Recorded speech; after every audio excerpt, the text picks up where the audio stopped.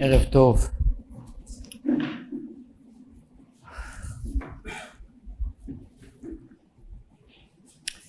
אנחנו נעסוק היום בנושא שהוא לצערנו כאן תמיד רלוונטי. והנושא הוא מה גורם לאויבים שלנו לפחד מאיתנו, ומה גורם לכך שהם מזלזלים בנו, לא מפחדים מאיתנו, לא מפחדים. כל המאמץ של כל מדינה בעולם מכוון לכך לגרום שהאויבים שלה יפחדו ממנו.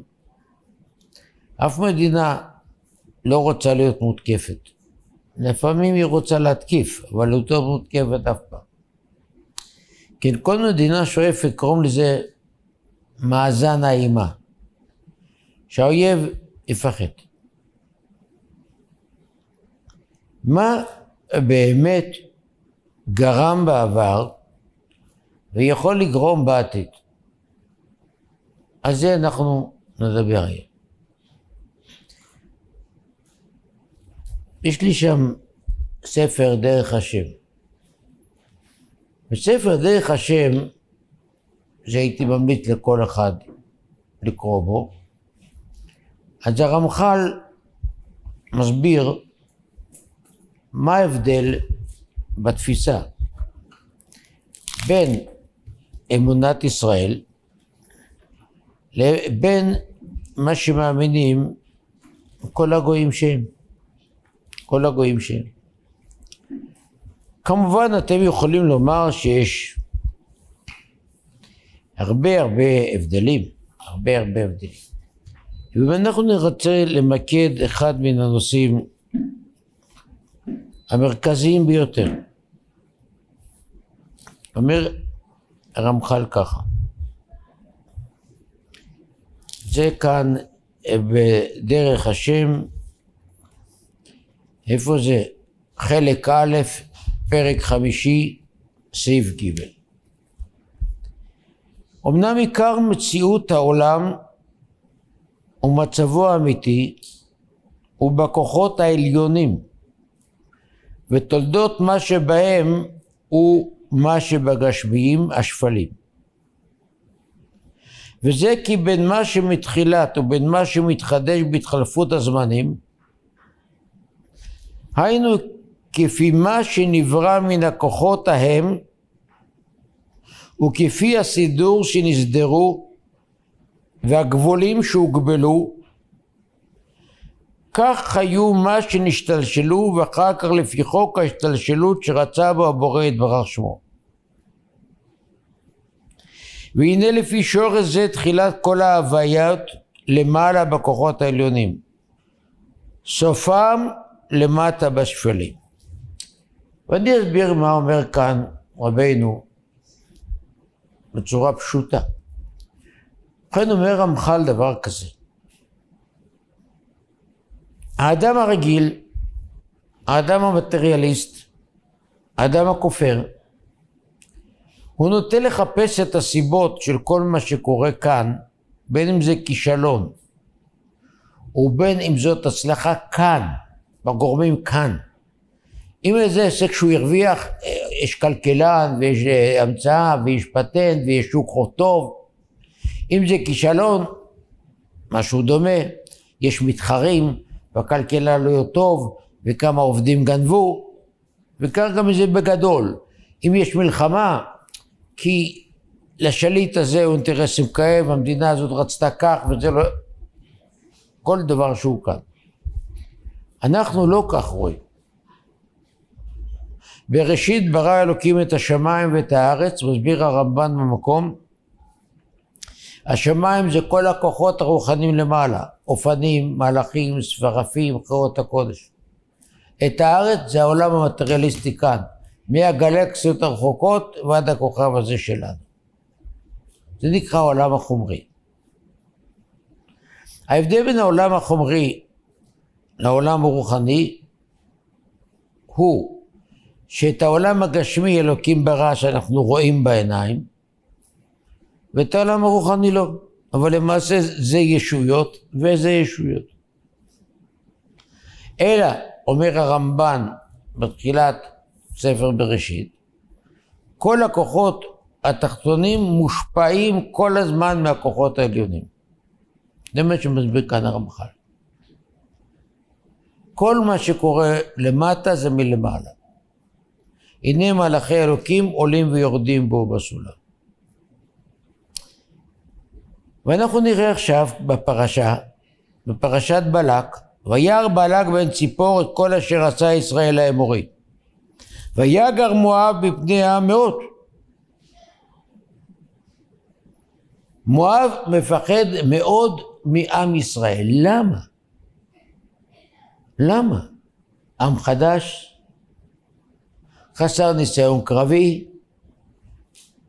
אומר רש"י, אמר אילו שני מלכים שהיו בטוחים עליהם, היינו בטוחים עליהם, לא עמדו בפניהם, אנו על אחת כמה וכמה.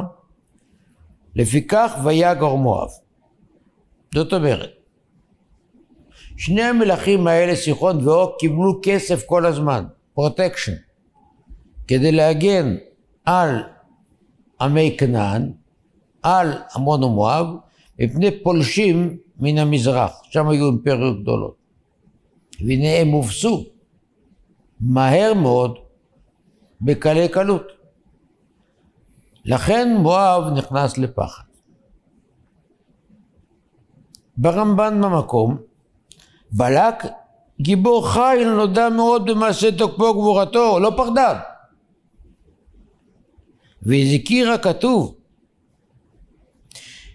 כי אף על פי שהיה למואב בעת ההיא מלך תקיף ואמיץ ליבו בגיבורים, היה ירא וקץ מאוד מפני בני ישראל, לכך אמר יפתח בספר שופטים פרק י"א, הטוב טוב אתה מבלק בן ציפור מלך מואב, כי לא יפחיד את המלך, רק במלך נורא מאוד. זאת אומרת, בלק לא היה פחדן, אמיץ. נו, אז בכל אופן למה הוא פחד? בעל התורים במקום, כתוב וירא בלק. למה לא כתוב וישמע? מה הוא ראה כאן? אומר בעל התורים, בגמרא מסכת עבודה זרה דף כ"ה כתוב שכמו שעמדה החמה ליהושע, עמדה גם למשה. משה. מתי? במלחמת סיחון. משה אמר לשמש דום והיא עמדה. זה ראה בלק? יש להם כוחות לא קונבנציונליים. יש להם אפשרות לתת פקודות לשמש. תשוקה להתחיל איתם. וכאן נשאלת השאלה. הלוא מה שקרה במצרים זה רק 40 שנה. זה לא הפחיד את בלק. ככה שלא מפרשים. דם צפרדע קינים, ועל כולם קריעת ים סוף, אתם זוכרים בהגדה, אם כאן 10, כאן 50, כאן 100, כאן 250. זה לא הפחיד אותו. הלוא מצרים הייתה חזקה פי כמה מסיחון ואוג. זאת האימפריה הכי גדולה במזרח באותה תקופה, הפרעונים. והיא חוסלה. למה זה לא הפחיד אותו? אלא רק מה שקרה לסיחון ואוג, כך שלא מפרשים. וניסו לתת לזה כל מיני פירושים ותירוצים. אני חושב שהפירוש הוא זה. כל מה שקרה במצרים, זה הקדוש ברוך הוא ניהל את העסק לבד. בלי עזרה. עם ישראל ישב על היציע, וראה דם, צפרדע, קינים.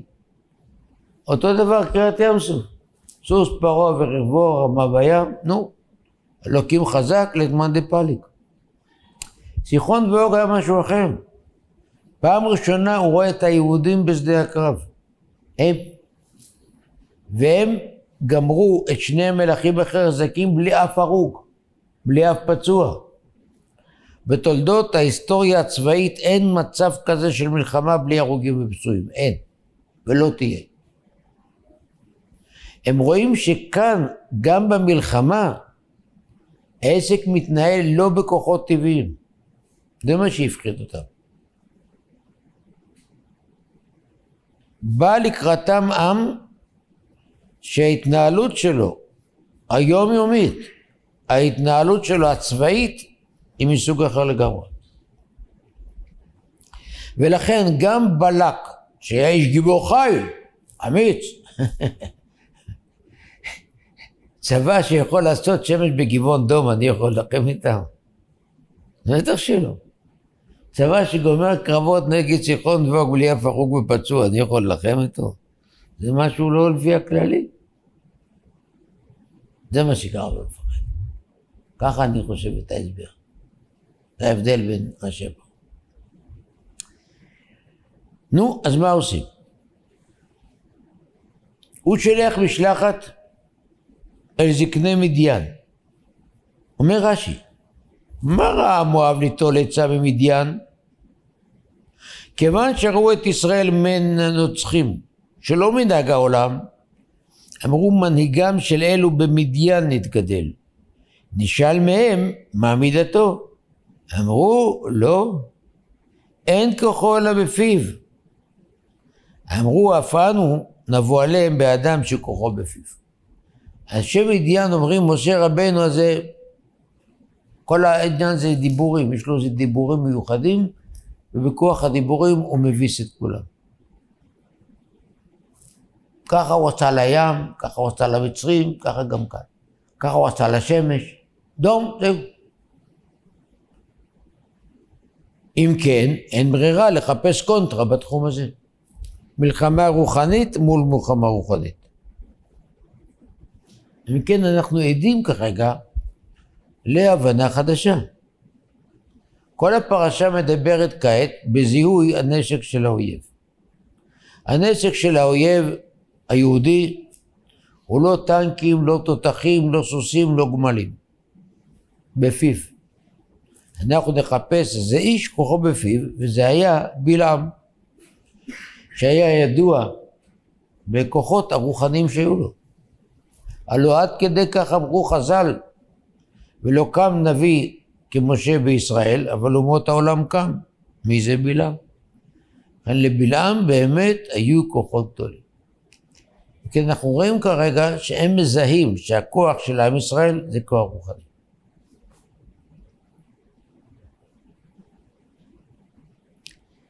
ואם אנחנו נדלג על כל מה שכתוב בפרשה וכל הסיפור, אנחנו נראה שבאמת הגויים יודעים, גם בעבר וגם בהווה, שהכוח של עם ישראל הוא רוחני. וכך כתוב בתורה בספר דברים. וראו כל עמי הארץ כי שם השם נקרא עליך ויראו ממך. ופרשו חז"ל מסכת מנחות דף למד אלה תפילין שבראש. זאת אומרת בספר דברים משה רבנו אומר איך אתם תפחידו את הגויים, עוד טנק, עוד F-35, מה? לא. הם יראו שאלוקים איתכם, הם ברוכים. איך יראו? תלכו תפילין על הראש. כן, רבותיי, פעם הלכו כולם תפילין כל היום, לא כמו היום. וגם שיצאו למלחמה, יצאו מתפילין. הלכו כל היום תפילין, וגם למלחמה. וראו כל האמרת כי שם השם נקרא לך ויראו ממך. כאן היה מי שהגה. בן גוריון בתחילת שנות ה-50. ביחד עם האיש שלו, שמעון פרס. אחד הסודות הכי כמוסים, עד היום. איך ירתיעו את כל הערבים לתקוף אותנו? הוא ידע שאנחנו כלום, קליפת השום מול 300 מיליון ערבים. יהיה פצצת אטום. הלכו, הקימו כור בדימונה. גם הממשלה היא לא ידעה, שלא תהיה טעות. כאן זה רק כאילו דמוקרטיה. זה לא הובא, לא לדיון בממשלה, לא בקבינט ולאף אחד, אף שר לא ידע על זה. החלטה אישית שרירותית שבן גוריון. בספר התקציב כתבו שבונים מפעל לטקסטיל. ככה הוציאו את הכסף של הכור בדימונה. טוב, בואו לא ניכנס לפרטים. יש פצצה, אין פצצה, תאמינו לי, אף אחד לא יודע. אני לא בטוח שיש פצצות בכלל. אף אחד לא ראה אותו. לא רלוונטי. אני שואל אתכם תכלס. האם הכור הזה מנע מלחמה אחת? אף מלחמה. כל המלחמות היו. ממלחמת קדש, עד 6 הימים, עד כיפור, אף מלחמה לא נמנע. אני כבר לא מדבר על הטרור של החמאס והחיזבאללה. גם מלחמות של מדינות, אף מלחמה לא נעצרה. לדעת הרבה פרשנים פוליטיים, הכור גרם לנו נזקים לא רגילים. לדעת פרשנים פוליטיים, ההתקשרות של מדינות ערב, סוריה ומצרים, בתחילת שנות ה-50 עם רוסיה הסובייטית, שציידה אותה בכל הנשק הסובייטי הכי חדיש, כל המיגים וכל הטנקים, היא הייתה בגלל הכור האטום.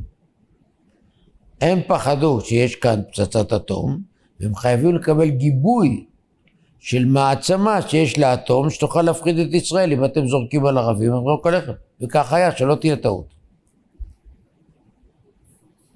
56, אחרי מבצע קדש, הגיע אולטימטום משותף של הנשיא האמריקאי והשליט הרוסי, שאם בן גוריון לא עוזב מיד את סיני, זורקים עליו פצצת אטום.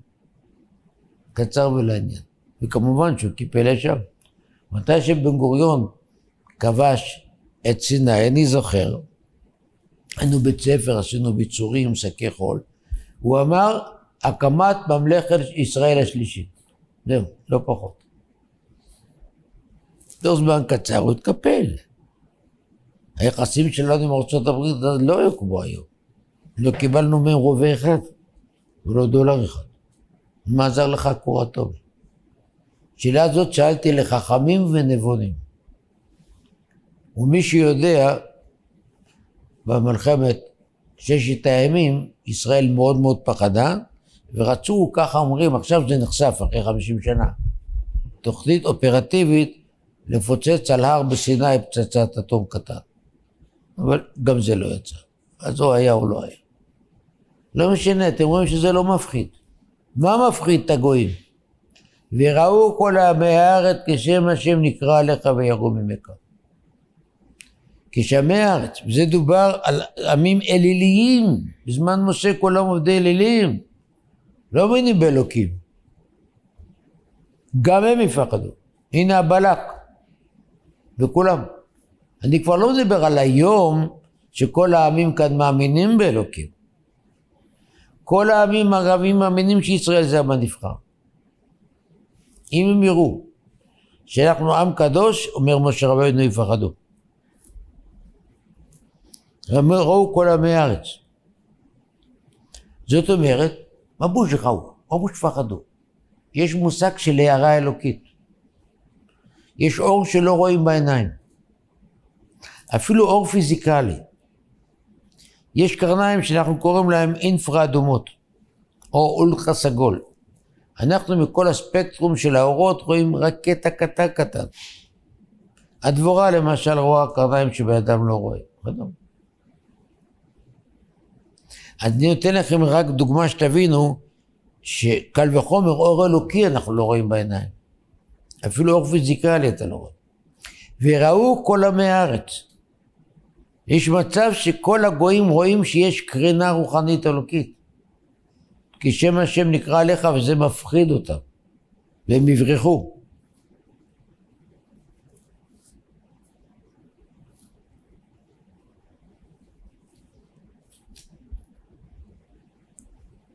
יש קרניים רדיואקטיביות.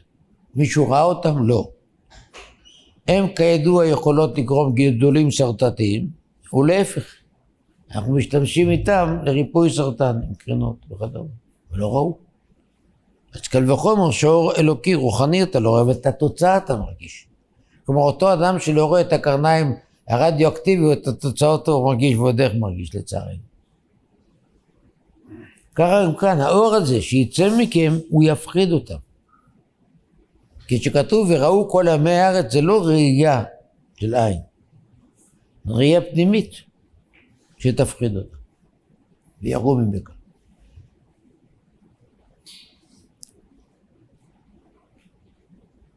ידוע, אחד מגדולי הדור, רבי יוסף דוב סולובייצ'יק, הרב של בריסק, בערך לפני 140 שנה, שפעם אחרי התפילה הוא קרא לאיזה יהודי ואמר לו, תבדוק בבקשה את התפילין. הלך בדק, פסולות. חזר לרב של העיר, אמר לו, יש לרב רוח הקודש? איך הרב ידע שהתפילין פסולות? הוא אמר לו, אין לי רוח הקודש. כתוב, וראו כל עמי הארץ, כשם השם יראו ממך, שבאדם מסתכל על התפילין של ראש, הוא צריך לקבל יראת שמיים. אני הסתכלתי על התפילין שלך, ולא קיבלתי יראת שמיים. הבנתי שפסולות. זאת אומרת, זה אנשים שהם בעלי עיניים רוחניות. תחושות רוחניות, הם מרגישים את הפידבק. זה מעשה שהיה.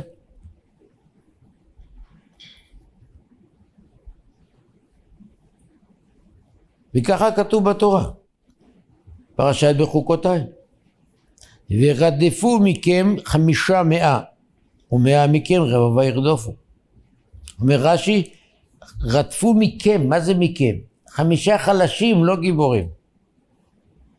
כל אחד יניס 20. ו100 מכם רבבה ירדופו. ורש"י אומר, אינו דומה מועטים עושים את המצווה למרובים. איך הם יניסו? בכוח פיזי? לא. ונפלו אויביכם לפניכם לחרב. אומר רש"י, יהיו נופלים לפניכם שלא כדרך הארץ. ובתורת כהנים הוסיפו חז"ל, ורדפתם את אויביכם ונפלו לפניכם לחרב, שהוא נופלים לפניכם איש בחרב רעהו. מה שקוראים היום דוץ. הם יראו אחד על השני. והכל באותו כוח רוחני שיצא מכם. זה הכוח הרוחני. תסתכלו בבקשה בנביא, בספר מלכים ב' פרק ז'. יש שם סיפור עם הצבא של מלך ארם. צבא גדול מאוד וחזק מאוד, זאת המדינה הכי חזקה באזור. הם צרו על הבית איפה שהיה הנביא אלישע. הם צרו על ישראל. צרו על כל העיר. ופתאום הקדוש ברוך הוא נתן להם פחד בלב, והם ברחו בלי שום סיבה, השאירו את הסוסים, את הגמלים, השאירו את הכל, את האוכל, את הבגדים, ברחו בפניקה. יש מושג מלחמה פסיכולוגית, זה מושג די קלוש, כאן זה אמיתי. הקדוש ברוך הוא יכול להטיל פחד בליבו של אדם והוא בורח. והקדוש ברוך הוא הבטיח את זה למשה, משה הבטיח לעם, את אמתי אתן, יהיה להם פחד ויברחו. וככה אמרה דבורה הנביאה, בשירת דבורה, יבחר אלוהים חדשים, אז לכם שערים, מגן אם ייראה ורומח ב40,000 מישראל. המפרשים נתנו לפסוק הזה מספר פירושים. אני אקריא לכם את אחד מהפרשנים הראשונים, הרד"ק כותב ככה, יבחר, כשבחר ישראל אלוהים חדשים, אז הייתה להם מלחמה שערים. כלומר, אם עם ישראל לא עובד את השם, מחפש לעצמו איזה אלוהים חדשים, אז תהיה להם מלחמה. כי ההגנה של אלוקים עוזבת אותם. הם בוחרים מגרש אחר. ולא היו יכולים להראות מגן ורומח להילחם באויביהם, אף על פי שהיו ישראל רבים, 40,000 ויותר. אף על פי כן היו נסים מפני אויביהם ונסגרים בעריהם, ואויביהם רודפים אותם עד השערים. כלומר, הם נמצאים במנוסה, בפחד, כי הם בחרו לעצמם אלוהים חדשים. זה פירוש אחד. אומר רד"ק גם פירוש אחר. יש מפרשים, מגן אם ייראה לשבח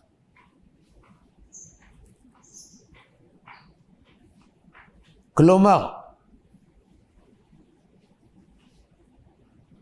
אני מבקש לא להסתובב כאן. אתם שומעים? אני מבקש לא להסתובב, זה מפריע לי. מי שרוצה להיות שישב עד הסוף, מי שלא יכול ללכת.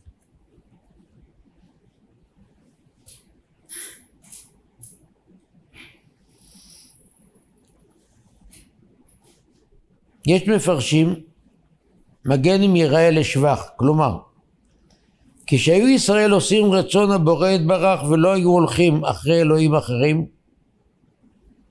וזה היה בימי יהושע, לא היו צריכים מגן או רומח. 40,000 בני גד ובני ראובן. אף על פי שהיו חלוצי צבא לא יצטרכו להראות מגן או רומח, כי השם נלחם להם. ובאו מחיהם ושבו להם בשלום, אין שטן ואין פגרה, מפני שעושים רצון הבורא. וכולכם זוכרים את מלחמת יריחו? ארון הקודש הקיף פעם ועוד פעם, ובשבת ביום השביעי 7 פעמים, תקעו בשופרות והחומה נפלה, היא מונחת עד היום. אני ראיתי אותה. עד היום היא נמצאת החומה שנפלה. בלי שום נשק. מגן ורומח. גם לכאן וגם לכאן, בעברית פשוטה. אם יעשו רצון השם, לא יצטרכו לא מגן ולא רומח. אם לא יעשו, לא יעזור לכם לא מגן ולא רומח. כי השם איש מלחמה, השם שמו. וככה כל המפרשים. וככה דרשו חז"ל את הפסוק. הכל כל יעקב וידע בני עשיו. יצחק אבינו אמר שהגיע יעקב כל ברכות. הכל כל יעקב וידע בני עשיו.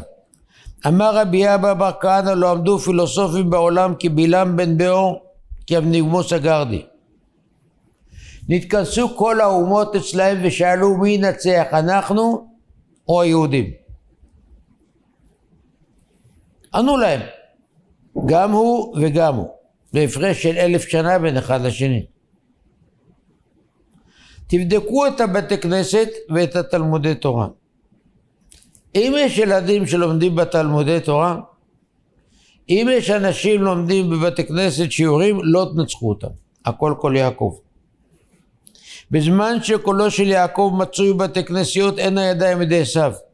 אם לאו, הידיים ידי עשיו, אתם יכולים להם. זה מה שראינו בדברי הרמח"ל. כל מה שקורה כאן בעולם הגשמי, הרוחני, הוא תוצאה של התנהלות בעולם הרוחני. הקדוש ברוך הוא נתן לנו כוח להניע את העולם הרוחני, לכאן או לכאן. ואז למעשה, התוצאות מתבשלות שם. התוצאות לא נולדות כאן, מתבשלות שם. אז כשעם ישראל קשור לקדוש ברוך הוא, הילדים לומדים תורה, יושבים בתי כנסת, יושבים בחדרי, אז אנחנו מנצחים. אנחנו נהיה בדרגה גבוהה מאוד, לא נתארך אפילו למלחמה, ומי שיזום אותה, יפסיד אותה עוד לפני ההתחלה. חיל אחז ישבי פלשת, אז נבהלו אלופי אדום, אלי מואב וחזה מורד, נמוגו כל יושבי כנען, תיפול עליהם מטה ופחד, ככה אנחנו אומרים שירת היום כל בוקר. ותראו ברש"י בתחילת ספר דברים. אם מיד לאחר מעמד הר סיני היו הולכים לארץ ישראל, כולם היו עם דגל לבן. לא צריכים שום מרגלים, שום מלחמה. מי שתרפד את העסק, יהיו מרגלים, תראו ברש"י במקום. כלומר, אנחנו חוזרים ורואים ונעיר את התמונה שוב ושוב, שייחודיות, שהכוחניות של עם ישראל היא בכל. הכל כל יעקב.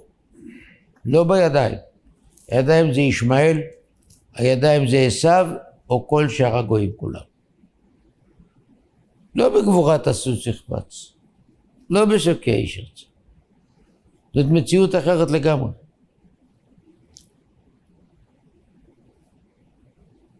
אז ככל שהאמונה של ישראל תלך ותגדל, ככה הפחד מהם ילך ויגדל, קורלציה. ככל שהאמונה של עם ישראל תלך ותרד, הפחד מהם ילך וירד. זה שונה מכל ההבנה הכפרנית הכופרת, שרואה את הכל כתוצאה של כוחי ועוצם ידי. תיאוריה שלא הוכחה.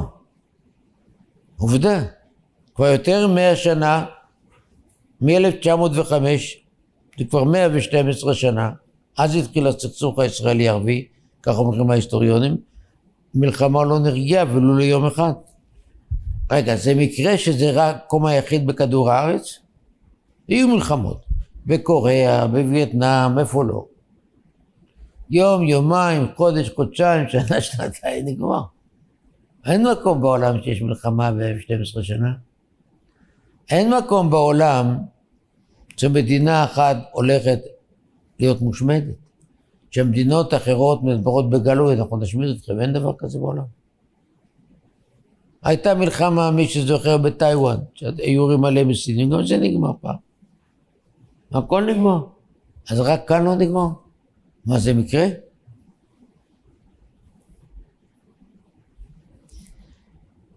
אומרים חז"ל, במדרש תנחומא פרשת בשלח, אין רפידים אלא שרפו ידי מן התורה, לפיכך עמלק בעליהם, וכן אתה מוצא שאין השונא בא אלא על ידי רפיון ידיים מן התורה. על מה זה בא לומר? ישראל נמצאים ברפידים ויבוא עמלק. למה הוא בא? רפו ידיים מן התורה. כלומר, כשיש רפיון בעבודה הרוחנית של עם ישראל, בלימוד התורה, מיראת שמיים, בעבודת השם, הם מושכים עליהם את האש. יש מושג מושך על עצמו את האש. מיד זה יבוא. אבל להפך, כל זמן שעם ישראל מתחזק, כל הבורחים. וזה למעשה אמר יצחק אבינו לעשו. ואת אחיך תעבוד, והיה כאשר תריד, ופרקת עולמו על צוואריך. אמר רבי יוסי בר חלפתא, אם ראית אחיך פורק עולה של תורה מעליו, גזור עליו שמדים ואתה שולט בו. אז אתה יכול לעשות לו אפילו שישתמט, שמיר את דתו ותנצח. הוא פרק קול של תורה. והנוסחה הזאת לצערנו נוסתה לא פעם ולא 10 פעמים. בכל אורך הגלות, בכל התיישבותנו בארץ ישראל, תראו ספר שופטים, ספר שמואל, תראו. עבדו את השם, היה שקט. לא עבדו את השם, פתאום בא מדיין, פתאום בא עמלק, פתאום בא עמון, פתאום בא עמונה, פתאום ארם הכו בהם. חזרו בתשובה, עוד פעם שקט. תפתחו ספר שופטים ותראו כל חצי פרק. תקופות. זאת אומרת, הנוסחה הזאת עמדה בניסיון. ולא היה פעם אחת שהיא אכזבה. עמלק זה ספינת הדגל של הטומאה. והוא הופיע ברוב הפעמים כשעם ישראל פרק את העול. כולכם ודאי מכירים את גלות ספרד לפני 500 שנה, 1492. אבל למה זה קרה? למה זה קרה? שקם המלך פרדיננד והמלכה איזבלה וגירשו את כל היהודים בתשעה באב. אז יגידו, נכון, היה הכומר הראשי טורקי ומדה, ואיזבלה הייתה תחת השפעתו, והוא אמר לה. אבל למה? היהודים תפסו עמדות מפתח בכל הממלכה. כותב רבי יוסף יעבץ, שחי באותה תקופה. איש צדיק ותלמיד חכם גדול, וכתב הרבה ספרים. הוא אומר, אני אהיה הולך רכיל ומגלה סוד. אני אגיד לכם למה זה היה. התחילו לעזוב את שמירת המצוות. כשבאנו לספרד, 502 לפני זה עניים ודלים, שמרו את התורה, המצוות, הכל. אבל, וישמן ישורון, ויבד. עלו בסולם החברתי, עשירים, שולטים, פילוסופים, מדענים, התחילו לזלזל בקיום המצוות. התחילו להתחתן עם גויות. אז לכן באה גזירה להשתמט. אתה רוצה להיות גוי, תהיה עד הסוף. ככה הוא כותב. זה מה שכתוב כאן. אמר רבי יוסי בר חלפתא, אם ראית אחיך פורק עולה של תורה מעליו, גזור עליו שמדים ואתה שולט בו. אתה יכול לעשות עליו גזירה שימיר את דתו ותצליח. אבל אם הוא לא פורק עולה של תורה, אתה תהיה הפודל שלו. את אחיך תעבוד. זה אמר יצחק לעשו. אתה תהיה העבד שלו. אבל בתנאי שהוא יהיה העבד שלי. אם ישראל עבדי המקום הם, כל העמים עבדים שלנו. אבל אם ישראל מתמרדים נגד בורא עולם, מי ישמור עליהם? מי ישמור עליהם?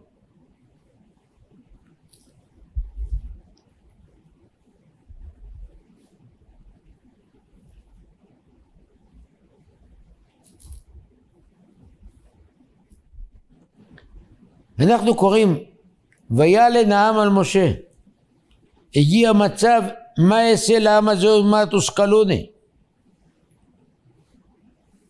ויקרא שם המקום מסע ומריבה על ריב בני ישראל ונסותם את השם לאמור יש השם בקרבנו. דור המדבר שראו את עם סוף שעמדו בהר סיני, הם נמצאים בנפילות לא פעם ולא פעמיים. יש באמת אלוקים או אין? זאת לא שאלה חדשה. יש ירידה, היא מדרדרת את האדם. אז כששאלו היש השם בקרבנו ממין, מיד ויבוא עמלק. הם מביאים אותו. ושלא תחשבו שאנשים פשוטים.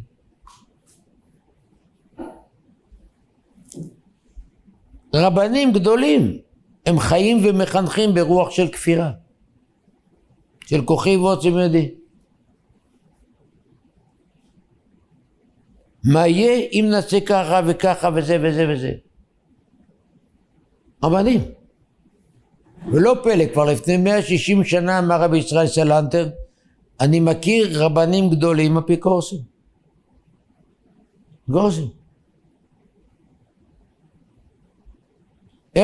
איך אנחנו נמת המקדש? ניכנס, נעשה פרובוקציות, נילחם במוסלמים ככה יבנה.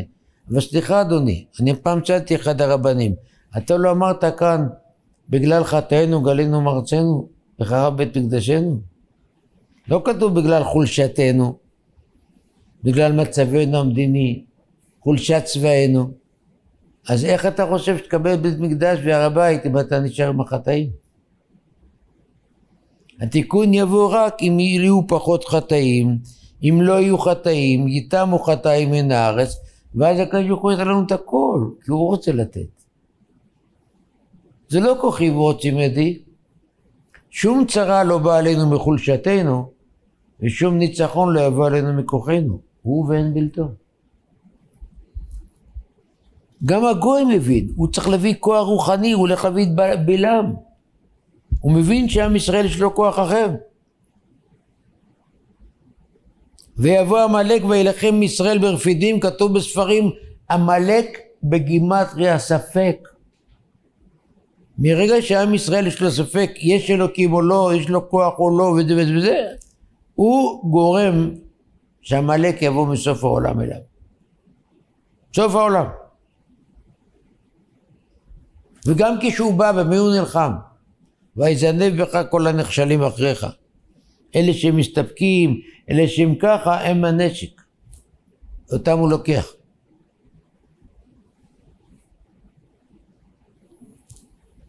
וכך קראנו עכשיו בפרשה. וישמע הכנעני וילחם בישראל. אומר רש"י, הכנעני הזה זה המלאקי, הם התחפשו, התחילו לדבר שפה של כנענים. אבל זה המלאקים. אז מה הם שמעו? מה שמוע שמע? אומר רש"י, שמת אהרון ונצעקו על בני הכבוד. גם עמלק יודע שמי שמגן על עם ישראל זה הצדיק. גם השיא של הטומאה הוא יודע שעם ישראל הכוח שלו זה הצדיקים. ואם הלך הצדיק הוא יודע שאתה ללחם, תבינו. גם הרשעים הכי גדולים יודעים את זה. וגם היום זה ככה, שלא תהיה טעות רבותיי. גם היום הם מבינים ויודעים את זה. שהכוח של עם ישראל זה רק הצדיקים.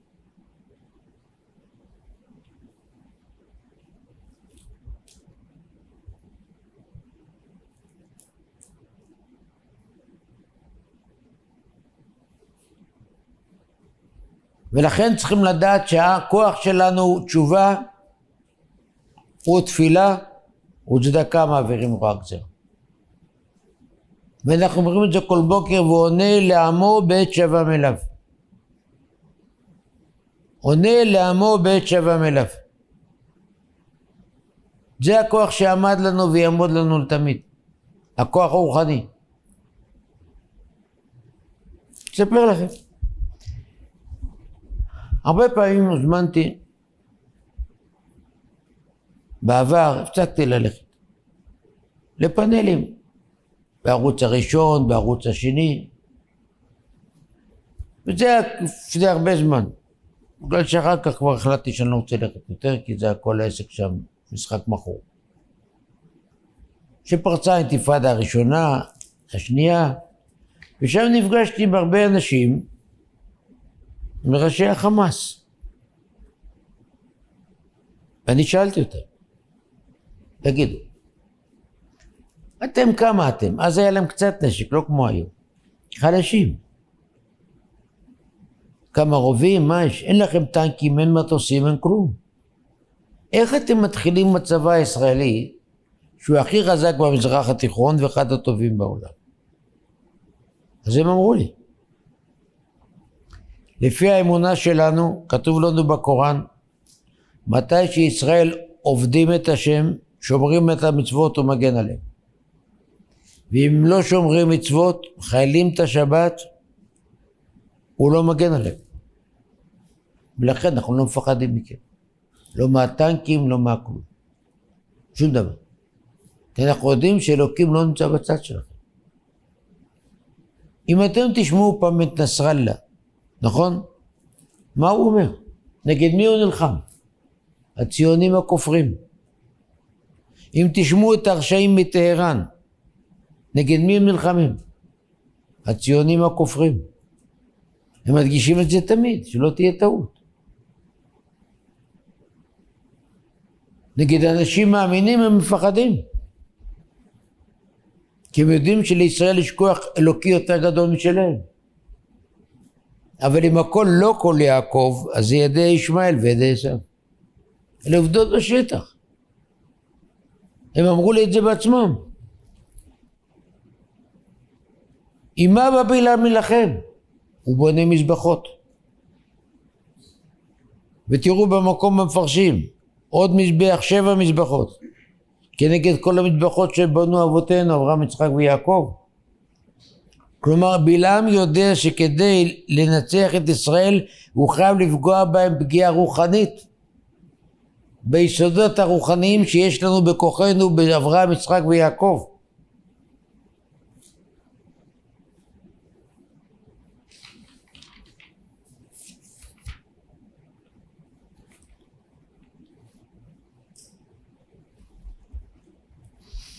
ודברים מאוד ארוכים. אני רוצה לקצר ולתמצת. בואו נסתכל רק מה שהתרחש כאן ל-70 שנה האחרונות. החל מהקמת המדינה. אני שואל אתכם שאלה פשוטה. אתם יודעים שב-48 ברחו מכאן 700,000 ערבים? כל היישוב היהודי ב-48 היה 600,000. 700,000 ערבים ברחו, למה? אז מדינת ישראל ניסתה לספר סיפורים.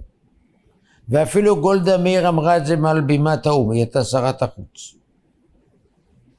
שמנהיגי מדינות ערב אמרו להם תברחו. ואחר כך אתם תחזרו עם הצבא המנצח של הערבים. אבל זה לא נכון, זה שקר. אני קראתי מחקרים של פרופסורים, לא נמצא מנהיג ערבי אחד שאמר את זה. זאת המצאה ושקר ישראלי.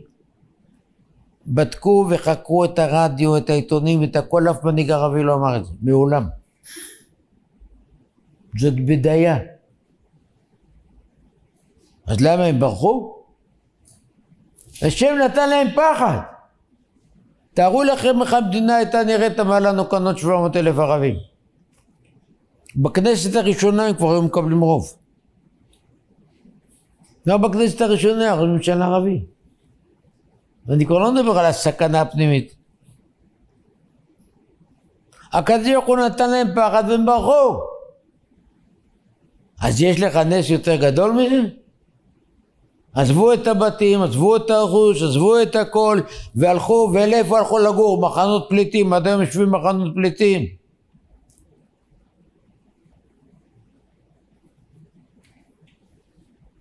פחד. הקדוש ברוך הוא נתן להם פחד.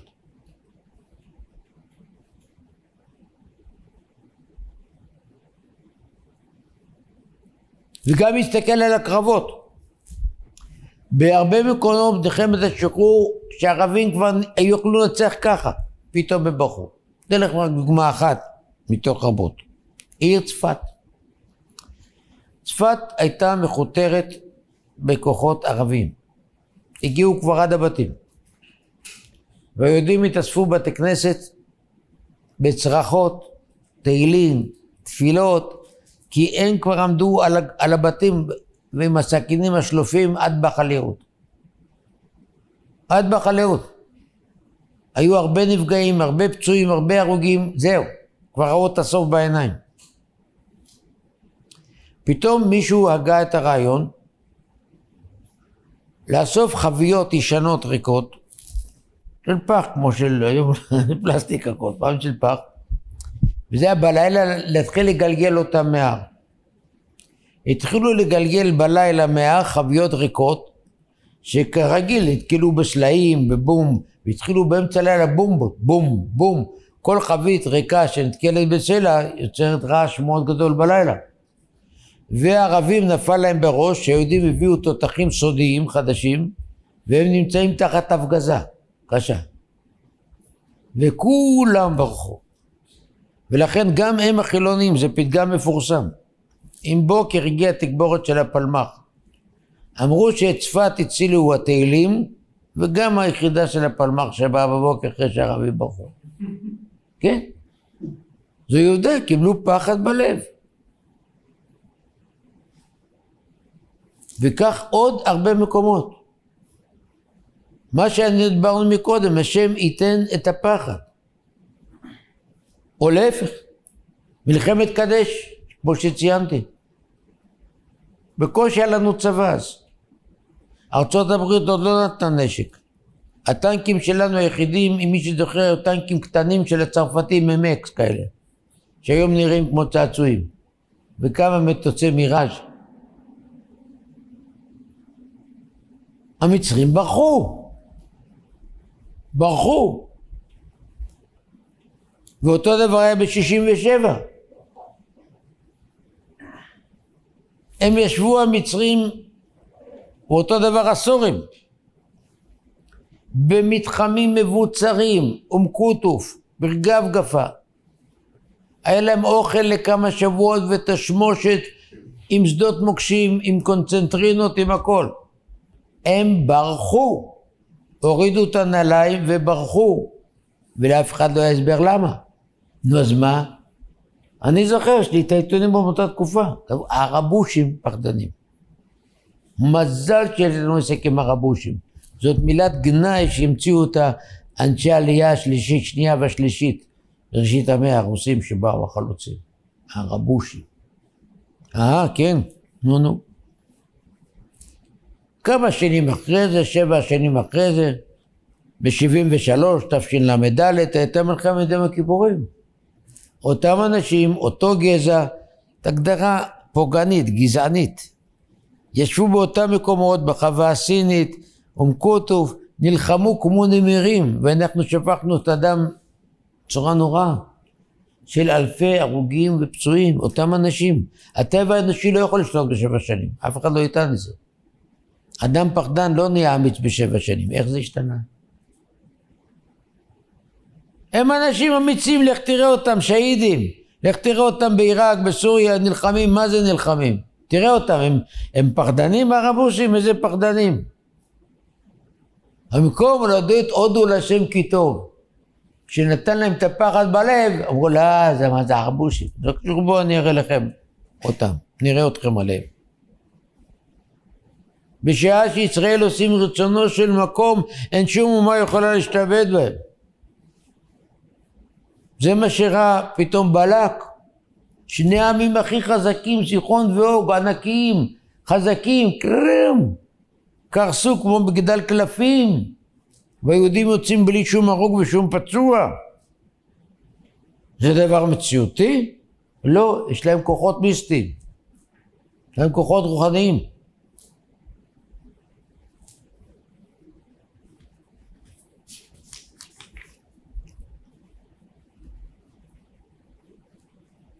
גם אנחנו חווינו את זה, מה נעשה? בשואה הלכו שני אנשי גסטאפו והובילו 20,000 יהודים, תיירה. ברור שאם היו קופצים על שני אנשי גסטאפו, מהידיים חונקים אותם. מתים מהכדורים 10-20, נגמר לו הכדורים. איך זה? איך זה? כתוב בספר דברים פרק ל"ב. איך ירדוף 1,000 ושניים יניסו רבבה, אם לא קיצורם מחרם והשם יסגירם. כשהקדוש ברוך הוא הכניס לנו פחד, אז הלכו 20,000 יהודים כמו כבשים. אחרי זה שאלו למה הלכו כצאן לטבח יובל, כי הקדוש ברוך הוא, כאן הוא אמר, אני אשים להם פחד. הפחד הוא הנשק הכי טוב בעולם. הוא משתק. הוא ישים אותו על מי שהוא רוצה. זה הכוח של בורא עולם. היום מתרחשת תופעה הפוכה. של שהידים. של אנשים לא מפחדים מכלום, הולכים להילחם, למות, לשרף, הכל. הכל. הם איבדו את הפחד.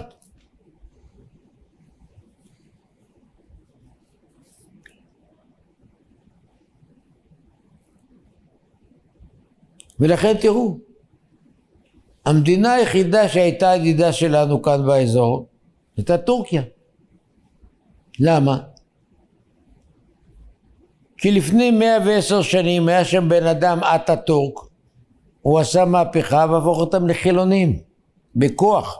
הוא כפה את החילוניות בכוח, להוריד את התלבושת, להוריד כל הזה, הפך את טורקיה למדינה חילונית גמורה.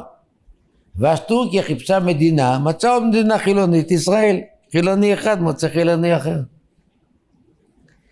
אבל בשנים האחרונות קם בן אדם, ארדואן, ולאט לאט הוא החזיר בתשובה את הטורקים. הצבא שהיה כולו חילוני, פעמיים פירק לו את הממשלה. אז לכן אחר כך הוא כבר לא אמר שהוא הולך לעשות דת, ובשקט ובעורמה הוא השתלט וזרק את הצבא, לקח אותם משפטים, והיום זה מדינה דתית. לכן הוא נגד מדינת ישראל. בתור מוסלמי, קנאי פנאטי, הוא חבר לכל הגורמים הקיצוניים, והוא נגדנו. וזה למה? כי אנחנו מדינה כופרת. רבותיי, הצנזורה בישראל לא נותנת להגיד את זה. מתנהלת כאן מלחמת דת. כל מה שהחיזבאללה והחמאס וכל המדינות האחרות זאת לא מלחמה מדינית, זאת מלחמה דתית. ולכן הם כל הזמן הולכים, הציונים הכופרים, הצנזורה לא נותנת לדבר על זה. כי הם לא רוצים להגיד, כל הסיבה של המלחמה, כי אנחנו כאן כופרים ונוסעים בשבת ואוכלים חזירים ועושים פריצות וכדומה. הם לא מוכנים להכות על חטא. הם לא מוכנים להודות שהם מבעירים את האש. ולכן ממציאים סיבות שאין להם שחר ואין להם טעם וריח, תשמע מה הם אומרים. תלכו לראות בטהרן, אתם יודעים שליהודים טוב להם מאוד, בטהרן טוב מאוד. אני מכיר אנשים משם. הרבה אנשים שברחו לפני 40 שנה ללוס אנג'לס וניו יורק, חזרו לשם. ביזנס, כסף, הכל. אבל ביום שחומני עלה לשלטון, הוא אמר להם, רבותיי, מהיום שומרים שבת, נגמר המשחק. הוא אילץ את כל היהודים, אצלו אין בעיה כפייה דתית, כן? זה לא כאן, אין לו בגץ. אילץ את כולם.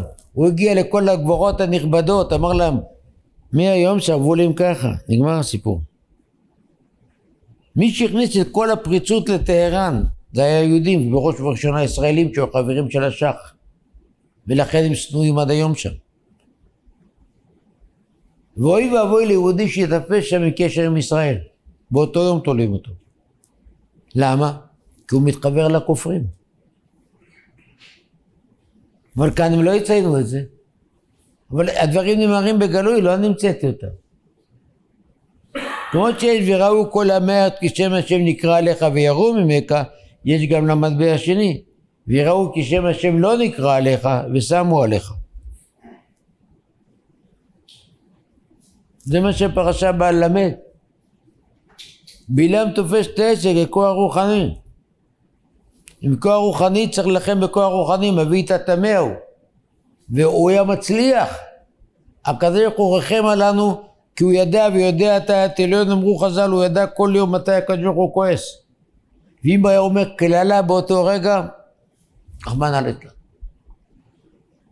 ולכן אומר הנביא, שכל אותם ימים הקדוש ברוך הוא לא כעס, שינה את הטבע של הבריאה, כי בכל יום רגע באפו, בכל יום כועס.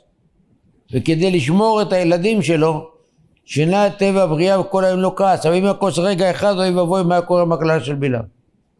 כי זה כוח רוחני.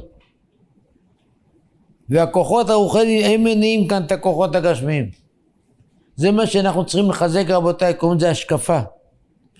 ואני יכול להגיד לכם, אני מכיר אנשים עם הפאות הארוכות, ועם גרטאים, והולכים למקווה, וכל ההשקפה שלהם זה טרפה. טרפה. כל ההשקפה טרפה. צריך לדעת מה זה השקפה אמיתית. השקפה של תורה. להבין על מה העולם עומד. להבין מה מביא באמת ביטחון, ומה מחבל. לא פצצת אטום. הנביא צועק, אשור לא ישיינו. על סוס לא נרכב. ולא נאמר עוד אלוהינו למעשה ידינו. ולכן היום מתקיים מאבק עצום בצבא. יש היום הרבה חבר'ה, קוראים לזה חרדל, שלמדו בישיבות הסדר, מכללות גם צבאיות, והצבא את כל המאמצים להעיף אותם מהצבא. כל מה שהיום הכניסו חיילות צריך בשביל לסלק אותם. ועשו חוק מיוחד עכשיו, חוק שאי אפשר להיות מג"ד אחרי גיל 32. כל השנים יכולים, בכל העולם יכולים. זה רק בישראל ככה. וזה למה? כי עשו חשבון, זה הם אומרים, לא אני. שבחור שהולך לפני הצבא, למכינה קדם צבאית, הוא מגיע להיות מג"ד בגיל 33. לכן עשו 32. לא רוצים אותם. הם רצו את הדתיים וגם את החרדים היום כדי לחלן אותם. כל הצבא עשו רק בשביל לחלן. לכן בגוריון קרא לזה כור ההיתוך. כור ההיתוך. מה, אני לא זוכר? מהכיתה שלי אני לא מקרקע חרדי. מלכתי דתי בת ים. הלכו לצבא, חזרו מתוך 40, 2 נשארו דתיים. 28, אני חילונים. זה הכל. שאל אביך ויגיד לך, תראו את התוצאות. אז לכן זה לא נכון, הם רוצים את החרדים. נראה לכם מכתב. משנת 79. כתב אז מזכיר הקיבוץ הארצי השומר הצעיר. אז הייתה קריאה גם לגייס בני ישיבות. פעם ראשונה זה היה. והוא כתב, אנחנו מתנגדים לגייס את בני ישיבות. אם אתם, כתב לצבא מכתב. אם אתם תגייסו את בני ישיבות, אנחנו נאסור על כל הקיבוצים ללכת לצבא. כי אנחנו פוחדים שבצבא בחורי ישיבות יחזירו אותנו בתשובה. תחליטו, או אנחנו או הם. הם רוצים אותם רק כדי להוריד להם את הדת ואת האמונה, זה הכל. אז אם באים אנשים לפני זה עשו מכינה קדם צבאי, והם נמצאים בקשר, והם הולכים עם הכיפה הזאת גם שהוא נהיה מח"ט, וגם שהוא נהיה אוגדנר, אז מי צריך אותם? ולכן פתאום אחרי 60 שנה פתאום נזכרו בקורס קצינים לעשות שירה של זמרות. ממתי קורס קצינים להיות קונצרטים ואופרות? אז קצין שהוא לא מוכן לשבת בשירה של הבחור רוצה, זה המבחן אם אתה דתי או לא. אם אתה דתי אתה לא רוצה בקורס קצינים. מה זה קשור? תלוי אם אני לוחם או לא לוחם. אנחנו לא רוצים לוחמים שבאמת מאמינים באלוקים. אנחנו רוצים לוחמים שפוטנציאל להפוך אותם לחילונים. אני אתן לכם עובדות שכתובות בעיתון 7, לא אני המצאתי אותם. העיתון שלהם. אז תבינו, זה הכל כלים ביד השטן. כי השטן יודע שכמה שתתחזק האמונה, אנחנו ננצח. אין כוחנו לה בפה. בשעה שישראל מכוונים עיניהם כלפי מעלה, ומכוונים ליבם לאביהם שבשמיים, אומרת המשנה בראש השנה, מיד היו מתגברים. לכן תן לכם את ההוכחה הכי טובה. הנה, לא חרדים, לא כלום, באים לצבא, משרתים. למה אתם לא נותנים להם להתקדם להיות מג"דים? פתאום הורדתם את הרף? תלכו ללכות בכל העולם. וגם כאן 70 שנה, וזה לא הפריע לה לקום קרבות לשום ניצחונות. והם יודעים את זה, והם כותבים את זה, שנעד. ישב אצלי בן אדם שהוא עכשיו קיבל את האוגדנר, את התת-אלוף. הוא משם, הוא בא מבוגרי מכינה קדם צבאית באלי. רוצים לזרוק אותנו מכל הדרגות של הצבא. נו, אז מי צודק? וכל הכוח שלנו הוא רוחני. ולכן כמה שאנחנו לומדים יותר, מתפללים יותר, מחזקים את יראת שמיים, אנחנו אלה ששומרים על הביטחון הלאומי. אין כוחנו אלא בהשראת אלוקים בקרבנו. ודאי כשכולם היום רואים שכל אותם אויבים שלנו נהיים כל שבוע יותר דתיים ויותר קיצוניים ויותר מאמינים. כל החמאס זה בעלי תשובה, אתם יודעים?